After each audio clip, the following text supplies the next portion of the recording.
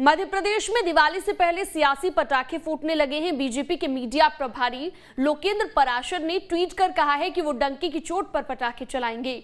ये बयान तब आया है जब एनजीटी और खुद प्रदेश सरकार ने पटाखों को लेकर गाइडलाइन जारी कर दी है। देखिए,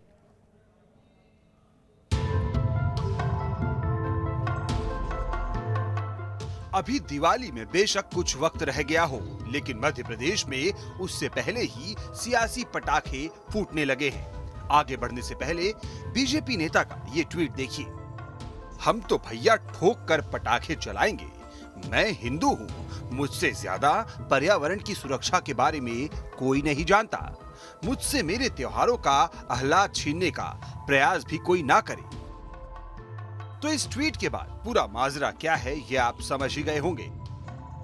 अब जानते हैं कि मध्य प्रदेश में पटाखों को लेकर गाइडलाइंस क्या है। जानकारी के मुताबिक शहर शहर वायु गुणवत्ता के हिसाब से नियम तय हैं। शहरों की वायु गुणवत्ता यानी AQI air quality index level को ध्यान में रखा गया है। जहां AQI 100 से 200 के पैरामीटर के बीच है, वहां 2 घंटे ग्रीन पटाखे फोड़ने की छूट है। जहां AQI का लेवल 200 से ज्यादा है, वहां पटाखे फोड़ने पर प्रतिबंध है। क्रिसमस और न्यू ईयर में रात 11:55 से 12:30 बजे तक ग्रीन पटाखे की छूट रहेगी। ये तो बात हुई गाइडलाइंस की। अब इस गाइडलाइन के उल्लंघन पर एनजीटी क्या कहती है ये भी जानते हैं। एनजीटी ने पटाखों को लेकर कुछ नियम तय किए हैं। नियमों का उल्लंघन करने वालों पर जुर्माना लगाया जाएगा।